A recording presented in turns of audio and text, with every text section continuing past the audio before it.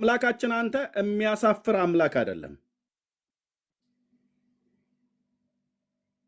ይሄንን ግን አልክ ብለንኛ ያዙት ጠቁሙት 500,000 መድባለው ገጀራንሱ ምናም ነገር አንልም። ይሄንኑ አሁን እኛ ጋር መጥተህ ብትናገር እግዚአብሔር ያሳፍራል ብለህ ያልከውን ከቅዱሳት መጽሐፍ ጠቅሰህ የምታሳየን ከሆነ እስቲኛ ማብረን አንብበን እንፈርበት። ለምትጠይቁን ጥያቄ ግን መልስ አለን። በእግዚአብሔር ጉዳይ አሃዱ ስሉስ እግዚአብሔርን መልስ አለን፣ ተገቢ የሆነ መልስ። ኦርቶዶክሳውያኑ ባይመልሱልህ ጴንጤው ይመልስልሃል፣ ጴንጤው ባይመልስልህ ካቶሊኩ ይመልስልሃል፣ ካቶሊኩ ባይመልስ ኦርቶዶክስ ትመልስልሃለች። ምክንያቱም አምላካችን መድኃኒታችን የተፈራና የተመሰገነ የሰማይ የምድር ፈጣሪ የእስራኤል አምላክ ልዑል እግዚአብሔር ነው። ኦኬ፣ አባቶቻችንን ነቢያትን አስነስቶ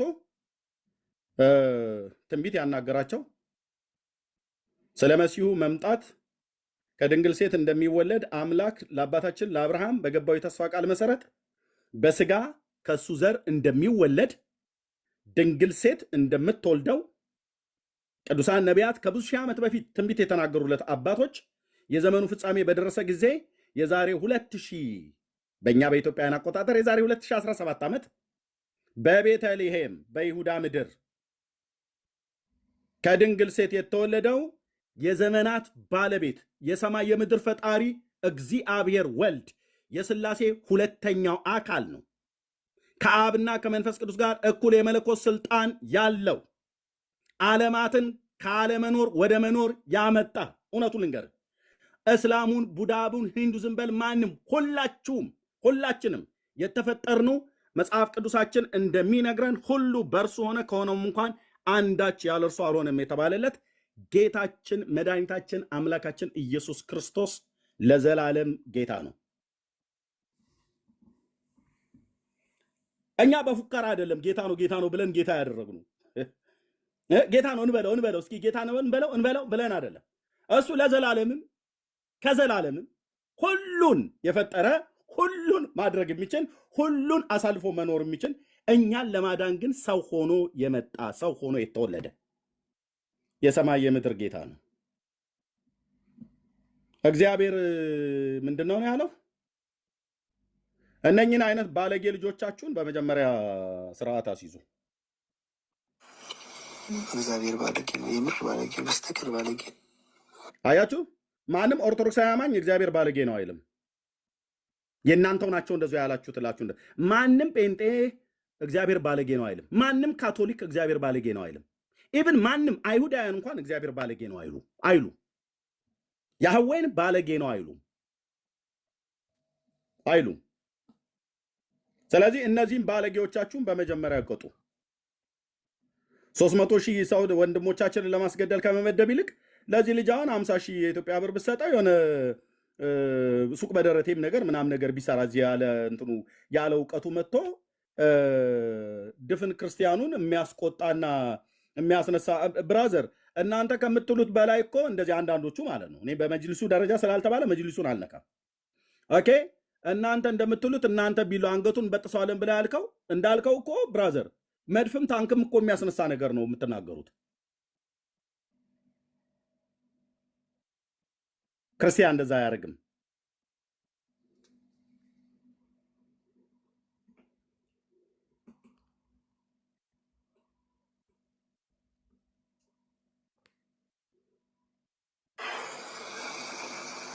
እግዚአብሔር ባለጌ ብሬ መርጦ ያው ኢየሱስ ራሱ በግ ነው። በርግጥ ልክ ነው፣ በግ ነው። ያው የበግ ደግሞ መለሳችሁ እናንተ በግ ናችሁ። ተመልከት፣ እዚህ ጋር እግዚአብሔር ዲስቨርጅ አድርጓት ይችን ህፃን ልጅ ደም በደም አድርጓት ምን እንደሰራ ይሄ እነዚህ መራቂ ኡስታዞች ናቸው ወይ? መጠየቅ አለበት። እነዚህ እግዚአብሔርን እየመረቁት ነው ወይ? እነዚህ እግዚአብሔርን እያከበሩላቸው ነው? ኦርቶዶክስ ወይ ደግሞ ክርስቲያን ለሆኑ ሰዎች እግዚአብሔርን የሚናገሩበትን ቋንቋ አልደግመው ለወቱ ስብሐት።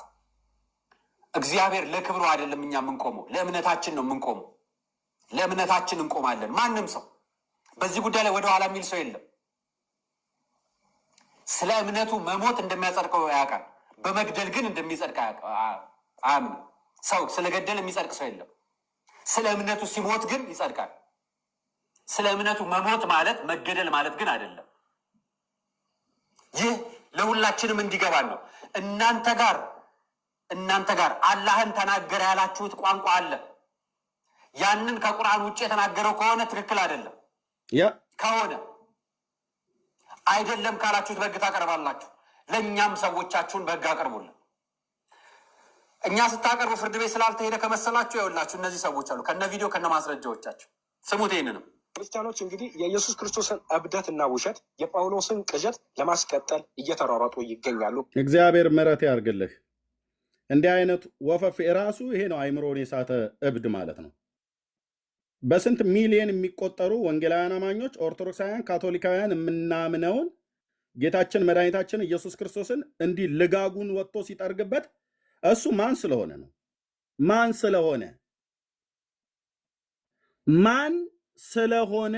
ነው? እኔ ምልህ ማን ነው ይሄ ሰውዬ? አሁን እንደዚህ ብሎ ስላለ ቦርደር ዝጓልን አንልም። ቦርደር ዘጊውም ከፋቹም መንግስት ነው። እንደዚህ ብሎ ስላለ የትኛው ኦርቶዶክስ ነው ገንዘብ መድቦ ይሄን ሰውዬ ለማስገደል የተሯሯጠው? የትኛው ጴንጤ ነው ገንዘብ መድቦ ይሄን ሰውዬ ለማስገደል የተሯሯጠው? የትኛው ካቶሊክ ነው ይሄን ሰውዬ ለመግደል ገንዘብ አዋጣለሁ ምናምን ነገር ብሎ ሲሯሯጥ ያያችሁት? ይሄ ስዳደግነት ነው። ስዳደግነት አልኩ። ስዳደግነት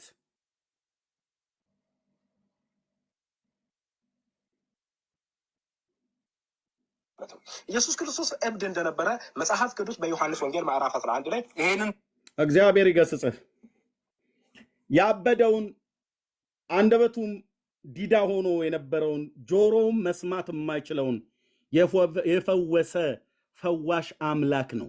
እብዶችን ጤና የሰጠ፣ ህመምተኞችን ጤና የሰጠ፣ እንዲሁም ጤና መስጠት ብቻ አይደለም ካለመኖርም ወደ መኖር ያመጣቸው ጌታ ነው።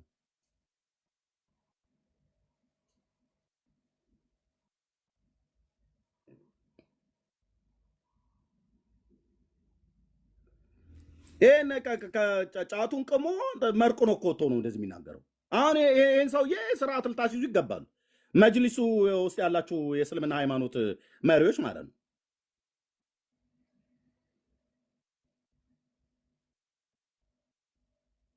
ዋት እናንተ እኮ ነብያችን ነው ብላችሁ የምትሉት ሲነካ ከጮኋችሁ እኛም እኮ እንጩ ብለን ብንል እኮ እንጮሃለን። ማለት ደስ ስለተሰየን እኮ አይደለም ዝም ያልነው። ይሄንን ያለውን ግን እኛ ፊት መጥቶ ግን መናገር አይችልም። እብድ ነው ብሎ ያለው መረጃ አምጣ ብለህ ብትለው አያመጣም። ቢያመጣም ከኛ ከመጽሐፉ ባለቤት ነው መስማት ያለበት።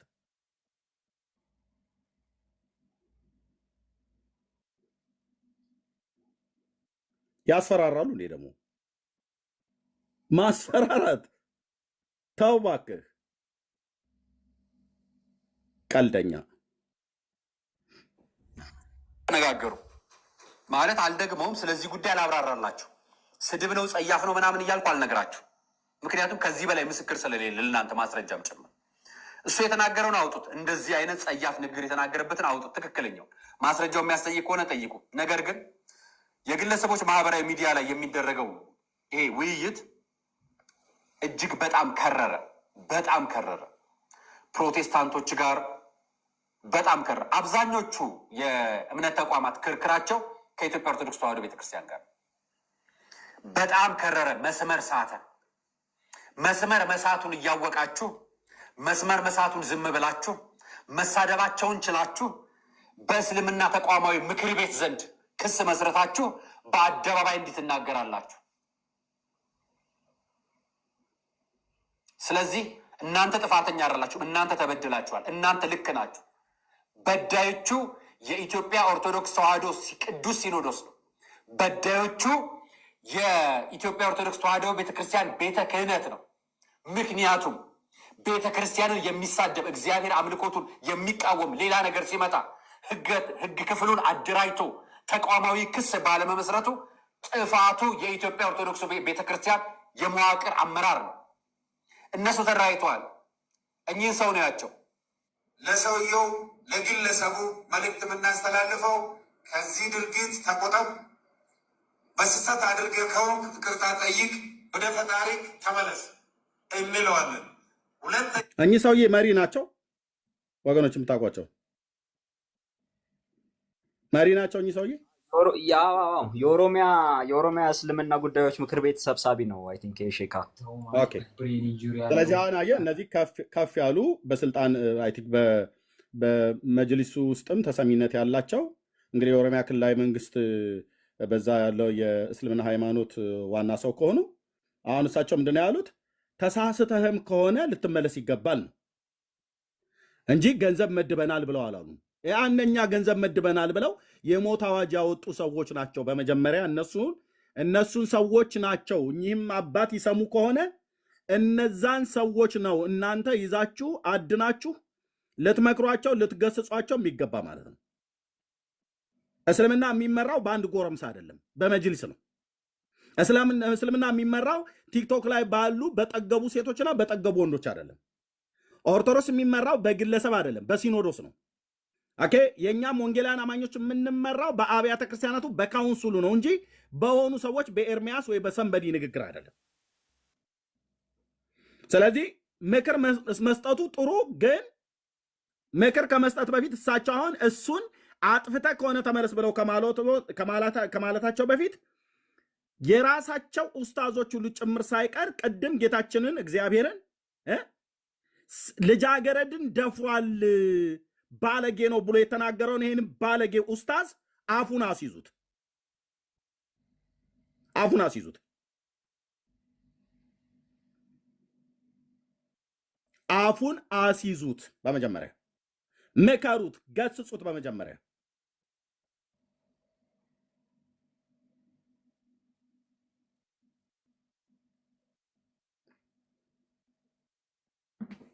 በጌታችን በኢየሱስ ክርስቶስ በእግዚአብሔር ላይ የሚነገር የጸብ ቀስቃሽ የሆኑ ቃላቶችን የሚናገሩ በመጀመሪያ እነሱን መከሯቸው። ከኛም ወገን ያሉ የሚመከሩ ካሉ ይመከራሉ፣ እንመከራለን። በራሳችን መሪዎች ማለት ነው።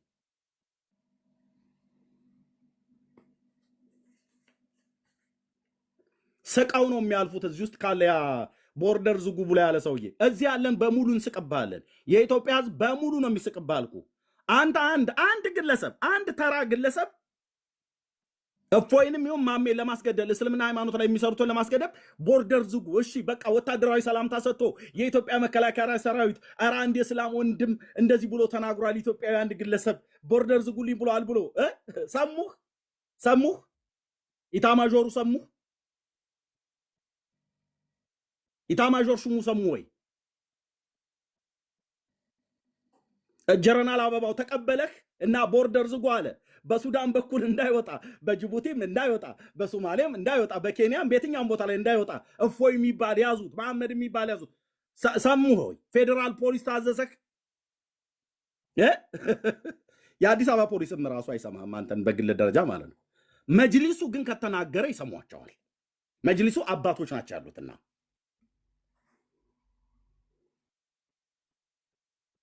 ቀልደኛ። እኔ የሱ ሰው ንግግር በጣም ያበሳጨኝ እና እነዚህ ደግሞ የሚሳደቡቱ እግዚአብሔር ድንግልን ሴት ደፍሯል እኮ እያለን እኮ ሲናገር የነበረው እና ክርስትናውን ቅቤ እየቀባህ ነው እንዴ አንተ? ወይስ የኢትዮጵያ ክርስቲያኖች ሲባሉ ከየት የመጡ ብዬ ልበል? ከአማዞን ጫካ ውስጥ የመጣን ለምድሪቱ እንግዳ አይሆንን ወንድነት የሌለ ምንም የሌለ ወኔ የሌለ ይመስላል እንዴ ብራዘር?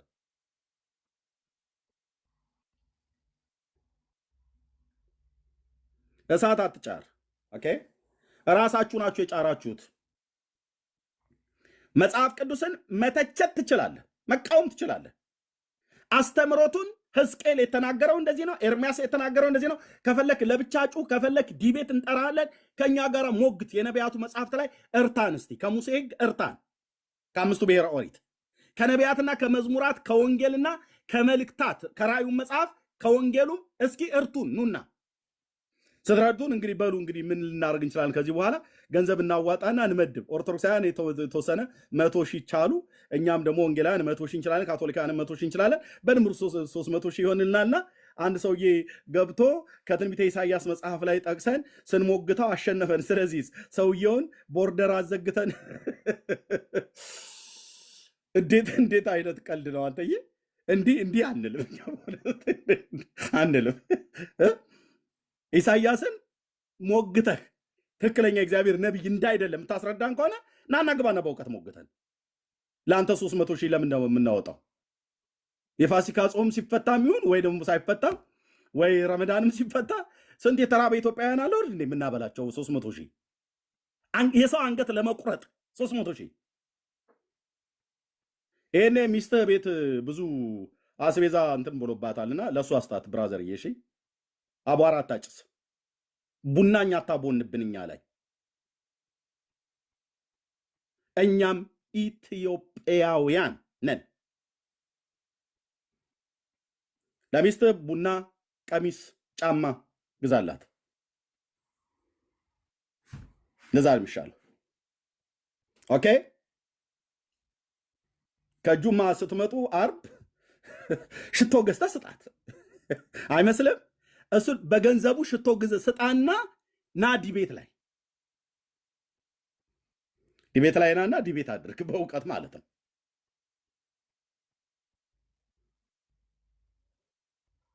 ወይ ቀልድ አለ ኤርሚያስ አላችሁ እንዴ! እንደዚህ በዚህ ጊዜ በዚህ ሰዓት ገንዘብ እመድባለሁ ትላለህ እንዴ? ለምን ትንሽ አሳነስከው? 300 ሺህ 3 ሚሊዮን ለምን አታደርገውም? የመጅልስ አባቶች ጠርተው መቼም እንደሚመክሩ ተስፋ አደርጋለሁ። እንዲህ አይነት ድፍረት ኖ ኤርሚ መጅሊሱ ከመጅሊሱ እንዴት ነው ጥሩ የምጠብቀው? መጅሊሱ ማን ይሄ ማን አቡበከር ነው የሚባለው? ይሄ ከስር የተፈታው እሱ እኮ ነው። የፕሬዚዳንቱ አማካሪ ነው። የመጅሊሱ ፕሬዚዳንት የሼኩ አማካሪ ነው። እና እንግዲህ በመጅሊስ ደረጃ እኮ ነው መሐመድን ሰድባችኋል፣ አናንቃችኋል ብሎ እንደውም አላሁ አክበር እያሉ የነበሩት። እሱ ማለት ይችላሉ እነሱ። ግን መጠንቀቅ ያለብን ሰው ከመጅሊሱ መሪዎች ምን ከዚህ ከአቡበከርም ከተባለው ሰው የአቡበከርም ሰምቼዋለሁ በህግ መጠየቅ ነው ያለበት ነው ብሎ ያለው። ኦኬ በህግ የሚያስጠይቅ ነገር ካለ በህግ ነው የምጠይቀው። ገንዘብ መድበናል ብለው ግን አላሉ። ይሄን ሰውዬ ቦርደር ዝጉልን ብለው አላሉ። ያ የጠገበ ጎረምሳ ነው ቦርደር ዝጉልን ያለ። እዴ ቁርአን ላይ የተጻፈ ነገር አውጥቶ ስላነበበ ምስራቁን፣ ምዕራቡን፣ ሰሜኑን፣ ደቡቡን ዝጉ ለምን በኢትዮጵያ ቴሌቪዥን አንዴ እንዲሰማ አይናገርም ነበር? አይኖ ንዴት ነው ይገባናል። የኔም ተረጋግቶ ሊሆን ይችላል፣ ግን ይረጋጋ። በቃ ኢትዮጵያዊ የእስላም ወንድም ነው። ተረጋጋሽ። እንደዚህ በቁጣ ስትገነፍሉ ወጣችሁ ያዙ እንትን በሉ ምናምን ነገር። ስለዚህ ነው ከማናቸውም ይልቅ ቅድሚያ መጠየቅ ያለበት ይሄ ገንዘብ መድቦ አስገድላለሁ ብሎ ያለ ሰውዬ እሱ ነው መጠየቅ ያለበት፣ በረብረ መጠየቅ ያለበት። ስለዚህ ወንድሞቻችንን ጥሪ ለሙስሊሞች ወንድሞቻችንን ሳይሆን ትምህርታቸውን ወይ እውቀታቸውን በእውቀት ወይ ትምህርታቸውን በትምህርት ግደሉ። እውቀቱን ግደል፣ ትምህርቱን ግደል። ናና ሶሻል ሚዲያ ላይ ውጣና ሞግት። ቁርአን ከተነካብህ አይነካብኝ ብለህ አትበል። መጽሐፍ ቅዱሳችን ሲነካ ዘው ብለን መተን እንገባና ከእናንተ ጋር ዲቤት እናደርጋለን። ከተረታን በቃ ተረተን አፍረ ነው መመለስ ያለብን። ከተረታህስ አፍረ ነው መመለስ ያለብን። ሌላ መምህር ጠይቅ፣ ሌላ ኡስታዝ ጠይቅ።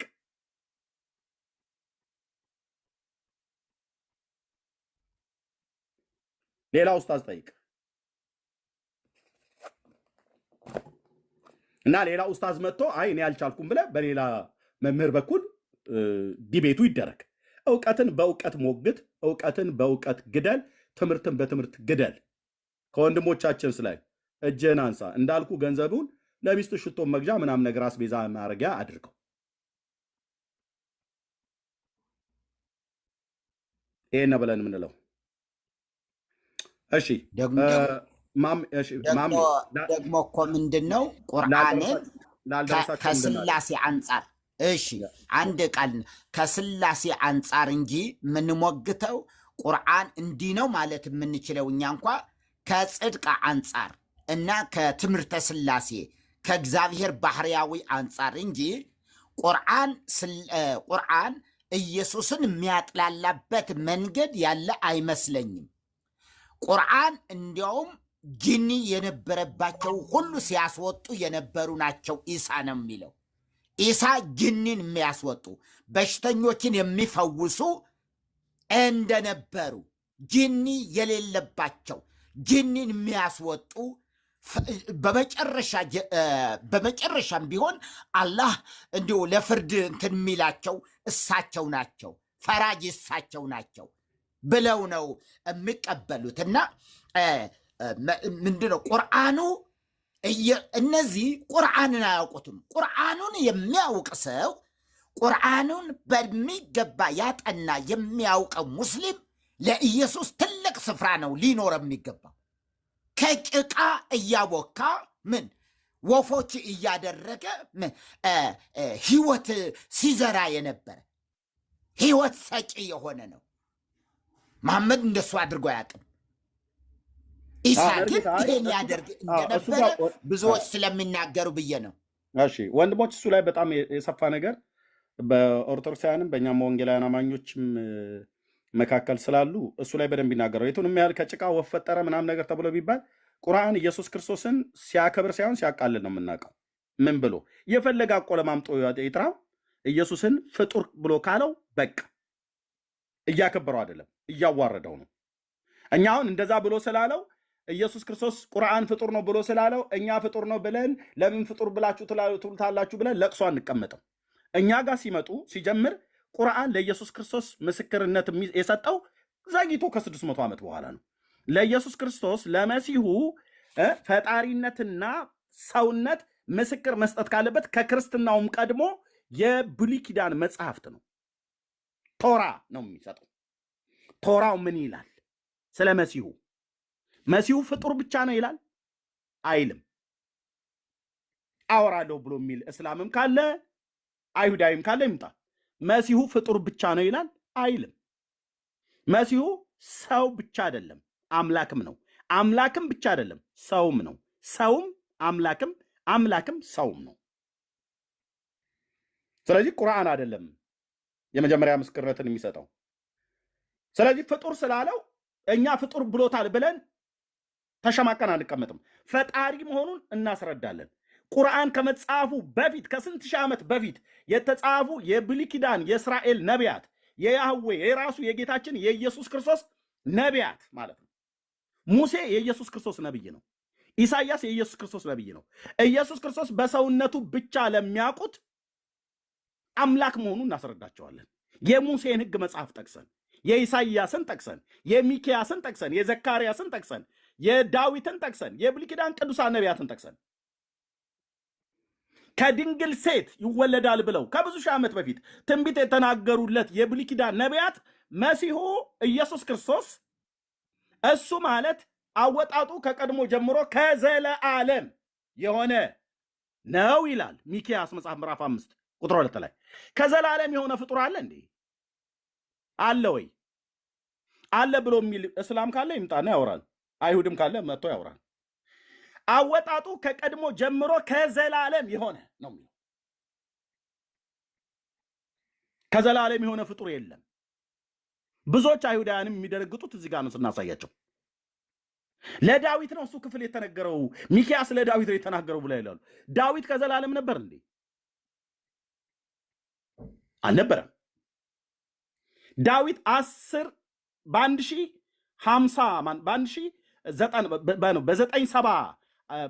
በ1010 እስከ 97 ዓመተ ምህረት ላይ ዓመተ ዓለም ላይ የነበረ ነው። ከ1010 እስከ 97 ቅድመ ልደተ ክርስቶስ በእስራኤል ላይ የነገሰ ነው። በዳዊትና በሚክያስ መካከል የ250 ምናምን ነገር ዓመት ርቀት ነው ያለው። ስለዚህ ሚክያስ ያን ትንቢት የተናገረው አወጣጡ ከቀድሞ ጀምሮ ከዘላለም ነው ብሎ ሲል ሞሬታዊ ሚክያስ ያን ትንቢት የተናገረው ለዳዊት አይደለም። ዳዊት ከዘላለም አልነበረማ፣ ከዘላለም አልነበረም። ስለዚህ አወጣጡ ከቀድሞ ጀምሮ ከዘላለም የሆነ ነው ይላል። ከዘላለም ማለት ሰማያትና ምድር ሳይፈጠሩ ነበረ ማለት ነው። ሚክያስ ነው የሚያወራው፣ ሞሬታዊ ሚክያስ።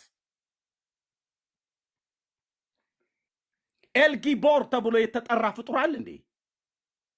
ከእስራኤል ነገስታት ከይሁዳ ነገስታት መካከል አለ? የለም። ኤልጊቦር ማለት ኃያል አምላክ ነው እኮ ነው የሚለው። የሚወለደው ህፃን ኃያል አምላክ ኤልጊቦር ነው። ኃያል አምላክ ተብሎ የተጠራ ፍጡር የለም፣ በእስራኤልም ነገስታት በይሁዳ ነገስታት ታሪክ ውስጥም። አጭርና ግልጽ። ስለዚህ የሚወለደው ድንግሊቱ የምትወልደው ኤልጊቦር ነው፣ ሻራ ሻሎም ነው ይላል። የሰላም አለቃ ነው ይላል። የሰላም ሚኒስትር ነው ይላል።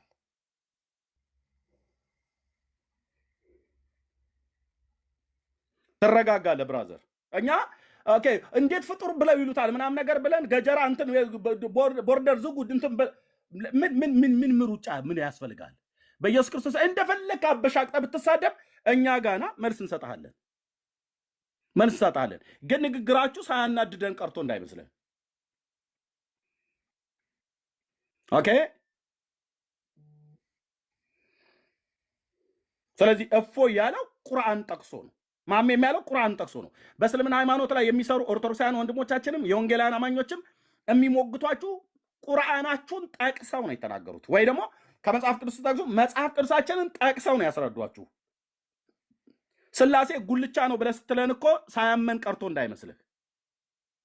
ጉልቻ ከፈለክ ሄደህ እዛ የእናት ምድጃ ላይ ቁጭ ብለህ ፈልግ።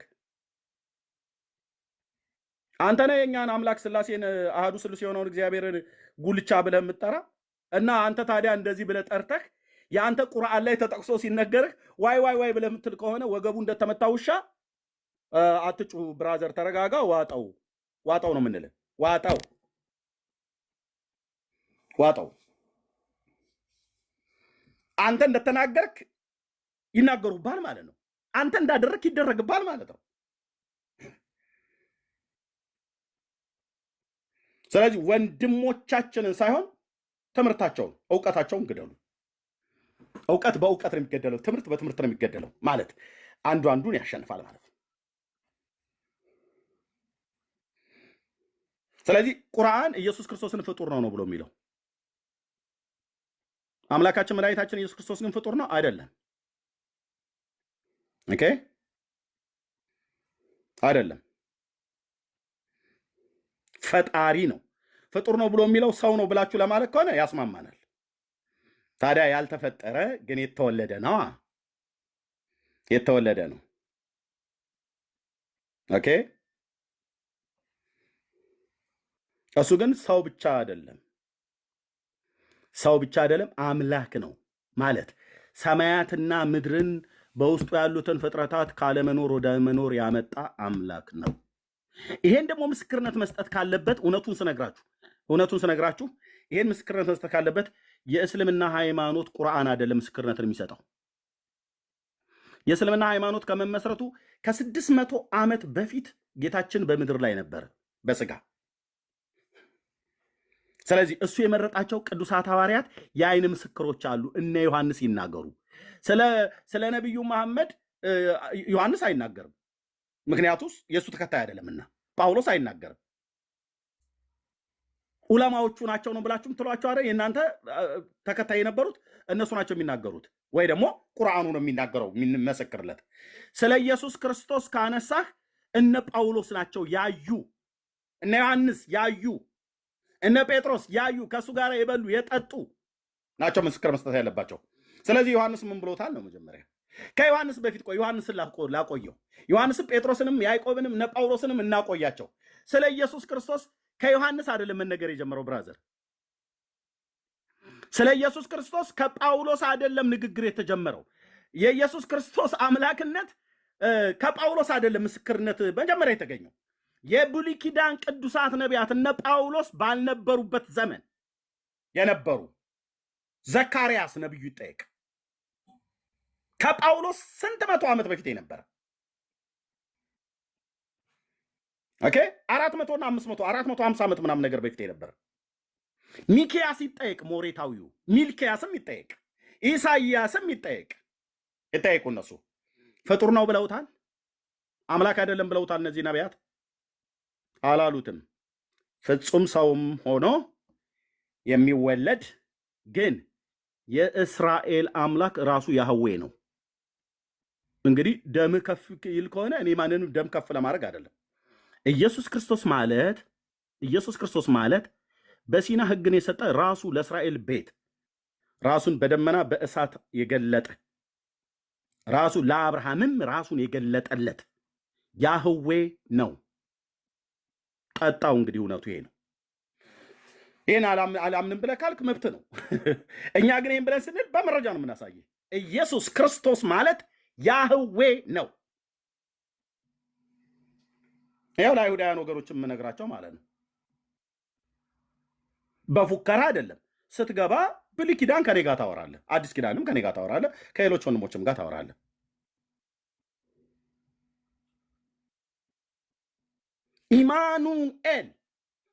ኢማኑኤል እንዲህ ተብሎ የተጠራ ትውልድ የለም፣ ፍጡር የለም። ኢማኑኤል እግዚአብሔር ከኛ ጋር ነው እኮ ነው የተባለው። ስለዚህ ድንግሊቱ የወለደችው ማን ነው? አምላክን ነው። አምላክን በስጋ ወልደዋለች። አልወለደችውም ብላልክ ናና ግባና ሞግተን እኛና ግባና ሞግተን። የተወለደው አምላክ አይደለም ብላልክ ናና ሞግተን። ወይ ኦርቶዶክሳውያንን ወይ ወንጌላውያን አማኞች ወይ ካቶሊካውያንም አለው። ካቶሊካውያን እንኳን ብዙ አላያቸውም እዚህ ሶሻል ሚዲያው ላይ ወንጌላውያኑና ኦርቶዶክሳውያኑ ስላለን ናና እኛን ግባና ሞግተን። ድንግሊቱ የወለደችው አምላክ አይደለም ብለህ ስትል አስረጅ የሆነውን ነገር እውቀትህን አምጣ፣ እርታን። በቃ እጃችን ባፋችን ጭነን አፍረን ተዋርደን እንግባ፣ እኛ እንሂድ።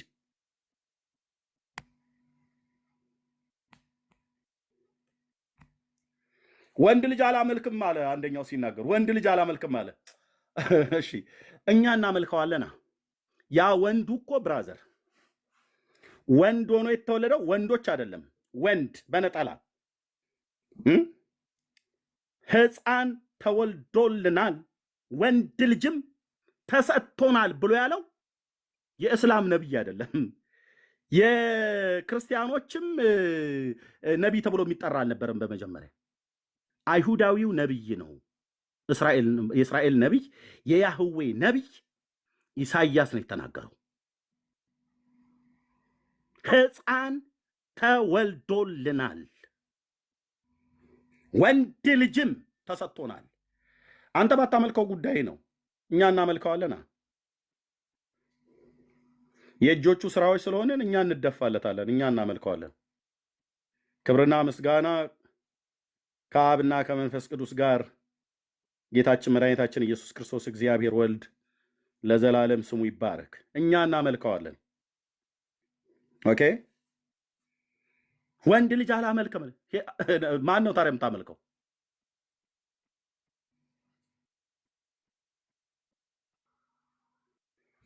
መመለክ የሚገባው ጌታ ስለሆነ ማለት ነው። በምድርም ላይ በስጋ በነበረበት ዘመን አምልኮን እኮ ተቀብሏል። እና ወደ መጽሐፍ ቅዱሳችን እንነግርሃለና አምልኮን ተቀብሏል፣ ስግደትን ተቀብሏል፣ አምልኮን ተቀብሏል።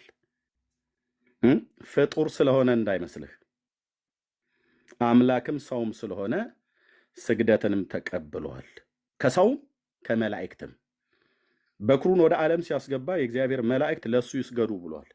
መላእክት ተነጥፈውለታል ማለት ሰግደውለታል ማለት አምልከውታል፣ ዘምረውለታል። መላእክት የሚዘምሩለት ፍጡር የለም። መላእክት የሚዘምሩለት ሰው ብቻ የሆነ ማን አለ በፍጥረት ዓለም? ሙሴም ሲወለድ መላእክት አልዘመሩለትም። አብርሃምም ሲወለድ በጣዖት አምላኪ ቤት የተወለደው ማንም አልዘመረለትም። ለሄኖክም፣ ለማቱሳላም፣ ለኖህም፣ ለያሬድም ለማንም አልዘመሩላቸውም። እነ ጳውሎስም እነ ጴጥሮስም እነ ሳሙኤልም የሁሉም ሲደብር ማንም አልዘመረላቸውም። ቅዱሳን እናቶች አባቶችም ሲወለዱ ማንም መላእክት አልዘመረላቸውም። መላእክት የዘመረለት አንድ ብቸኛ ሕፃን አለ፣ ቤተልሔም ይሁዳ የተወለደ እሱ። ያ ሕፃን በስጋ ልደት ቤተልሔም አንድ ተብሎ ቢጠራለትም በመለኮትነቱ ግን ዘመናት የማይቆጠሩለት ሁሉን የፈጠረ ካለመኖር ወደ መኖር ያመጣ ለሙታን ሕይወትን የሚሰጥ የሌለውን እንዳለ አድርጎ የሚጠራ የአብርሃም የይስሐቅ የያዕቆብ አምላክ ኢየሱስ ክርስቶስ ያህዌ ነው። ያህዌ ነው። በሲና ሕግን የሰጠ አምላክ ነው።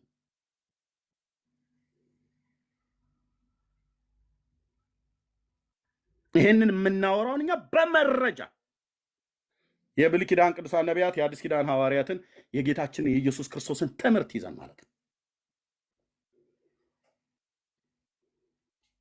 በማስረጃ ማለት ነው። በማስረጃ በግራና በቀኝ ወንጌላውያኑና ኦርቶዶክሳውያኑ ሲተገትጓቸው ኑና ተሟገቱ ተባሉ።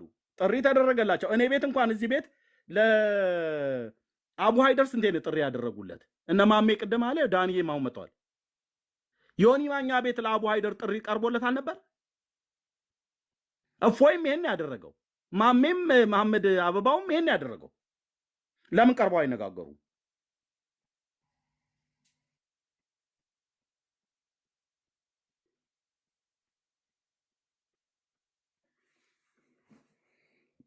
ስለዚህ ወንድሞቻችንን ሳይሆን ትምህርታቸውን በትምህርት እውቀታቸውን በእውቀት ግደሉ ብለን እንላለን። ከነሱስ ላይ እጆቻችሁን አንሱ። አንድ ወጠብሻ ጎረምሳ ወጥቶ ስለተናገረ የሚፈራ ትውልድ የለም። ልኩን ሊያውቅ ይገባል። ያ ወጥቶ 300 ሺህ ምናምን ነገር መድቤያለሁ ብሎ ያለ መጅሊሱ እስካላለ ድረስ መጅሊሱ የሚናገረውን ተሰብስበው የሚናገሩትን ሰማለን። አሁን ቅድም የተናገሩትም ሰው ተሳስቶ ከሆነ ይቅርታ መጠየቅ አለበት ነው ብሎ ያሉት። መሳሳቱና ለመሳሳቱን እፎ የተናገረውን ማየት ነው። እኔ አይቼዋለሁ። በመረጃ ነው እየጠቀሰ ነው የሚያሳየው ልጁ። እነ ዳንዬ እነ ማሜ እዚህ ያሉ እየጠቀሱ ነው በማስረጃ የሚያሳዩት። እና ያ የተሰጠው መረጃ የለም እያላችሁ ነው። ቁርአን ላይ ከሆነ ውጡና ዓለም እየሰማ ተነጋገሩ።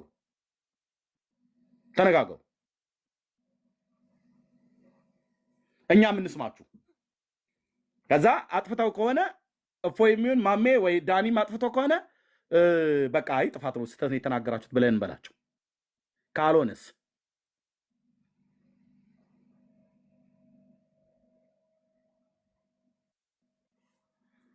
በተጻፈ ጽሁፍ ላይ የትኛውን ቦታ ላይ የተጻፈን ጽሁፍ ይዘህ የምትናገር ከሆነ ጴንጤ ጽፎት ከሆነ ጴንጤ ይፈርበት፣ መመለስ ካለበት መመለስ አለበት። ጽፎ ከሆነ ለትውልድ ጽፎ አሳትሞ ከሆነ በቃ መጽሐፉን ብቻ ሳይ፣ በእውቀት ተናገር፣ በእውቀት እርታ። ከዛ ውጭ ግን አንድ ነገር እንድታውቁ የምፈልገው ነገር ቢኖር የወንጌል አማኞች የሆናችሁም ወንድሞች ኦኬ፣ መሐመድ አበባውን ይሁን ዳኒንም ይሁን ወይ ማሜን በእስልምና ሃይማኖት ላይ የሚሰሩትን የዋድም ይሁን ወይ ደግሞ ሰንበዲ ወይ ደግሞ እፎይን መንካት ማለት የክርስትናን አስተምሮት ድንበር ጥሰው ጌታችንን ልጃገረድ ደፈረ ብለው እንዲህ አይነት የተዝረከረከ አምላክና ጌታ የለንም እኛ። እንዲህ አይነት ቆሻሻ ቦታ የተገኘ አምላክ የለንም እኛ። አንተ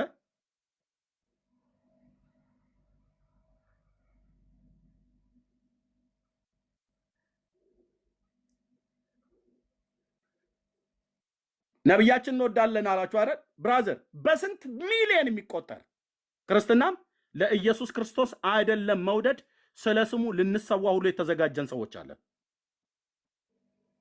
አንተ ልክ ወደዋለሁ ብለን የምትለዋል የወደደንን ጌታ እስከ መስቀል ሞት የሞተልንን ጌታ እኛም እንወደዋለን። ከዚህ ይልቅ የእስልምና ሃይማኖት ተከታይ የሆናችሁ ወገኖቻችን ኑ በክርስቶስ ኢየሱስ እመኑና ከዘላለም ጥፋት ዳኑ። እርሱ የዘላለም አምላክ ነው። እኛን ለማዳን ሰው ሆኖ ከዳዊት ቤት ከአብርሃም ዘር በስጋ ከድንግሊቱ ተወልዷል። አምላክም ሰውም ነው። በእርሱ የሚያምን ሁሉ የዘላለም ሕይወት እንዲኖረው እግዚአብሔር ልጁን ወደዚህ ዓለም ልኮታል። ስለ በደል፣ ስለ ኃጢአታችን፣ ስለ ዓለም ሁሉ ቤዛ ሆኖ በመስቀል ላይ የሞተው ጌታችን መድኃኒታችን ኢየሱስ ክርስቶስ ነው። አምላክ ሰው ነው የሞተው።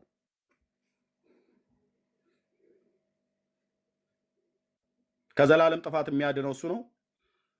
ወደ እሱ እንድትመጡ ወደ መጽሐፍ ቅዱስ እውነት ፊታችሁ እንድታዞሩ ጥሪ እናደርግላችኋለን።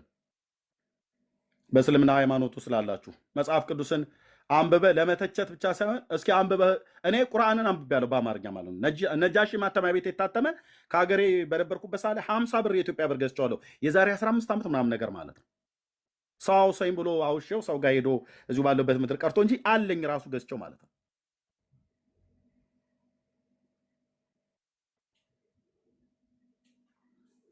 ጌታ ኢየሱስ ክርስቶስ ይወዳቸዋል። ዓለሙን ሁሉ ይወዳል። በእርሱ የሚያምን ከዘላለም ፍርድ ይድናል። በእርሱ የማያምን ግን ለዘላለም ተፈርዶበት የህይወት ዘመኑን ጨርሶ ሲያበቃም በዘላለም ድቅድቅ ጨለማ ውስጥ ከኃይሉ ክብር ርቆ በዘላለም ጥፋት ወደሚቀጣበት ስፍራ ይሄዳል። አባቱ እግዚአብሔር አብ የባህሪ አባቱ ቅዱስ እግዚአብሔር አብ እንዲህ ብሎ ተናግሯል በሙሴም ሕግ መጽሐፍት ላይ በዘዳግም መጽሐፍ ምዕራፍ 18 ቁጥር 15 ላይ ከወንድሞቻችሁ መካከል እንዳንተ አይነት ነቢይ አስነሳላችኋለሁ፣ ቃሌን በአፉ አድርጋለሁ፣ እሱ የሚናገረውን ቃል የማትሰማ ነፍስ እኔ በቀልለታለሁ ብሏል። ቅዱስ ጳውሎስ ይህን በቀል ሲነግረን በተሰሎንቄ መልእክት ላይ ሲናገር ለእግዚአብሔርን የማያውቁትን ለጌታችን ለኢየሱስ ክርስቶስ ወንጌል የማይታዘዙትን ይበቀላል ብሏል ቅዱስ ጳውሎስ። ተበቃዩ እግዚአብሔር አብ ነው። በቀሉ ከኃይሉ ክብር እርቀው በዘላለም ጥፋት ነው የሚቀጣው። ስለዚህ በዘላለም ፍርድ ውስጥ እንዳትወድቁ ጌታችን መድኃኒታችን ኢየሱስ ክርስቶስ ሙስሊሞች ለእናንተም ሞቶላችኋል፣ ለዓለሙ ሁሉ በደልና ኃጢአት ሞቷል። ይወዳችኋል። ትሁት ጌታ፣ ፍቅር የሆነ ጌታ፣ ምሕረትን የተሞላ ጌታ። ኦኬ እሱ ለሁላችን በደልና ኃጢአት ቀራንዮ ኮረብታ ላይ ተሰውቷል። ብታምኑ በስሙ የዘላለም የኃጢአትን ይቅርታ ታገኛላችሁ፣ ባታምኑ ግን ይፈረድባችኋል። ይህን የምነግራችሁ እግዚአብሔር አምላክ ይስጥልን። እንደየአገባባችሁ ልስጥ ማንሽ ትንሿ ከዛ እፎ ከዛ ለወገኖች እንስጥና እንጨርሳለን። ትንሿ የምትይው ነገር ካለ ማለት ትችላለሽ እህታችን። ሶሪ ስላቆየዋችሁ።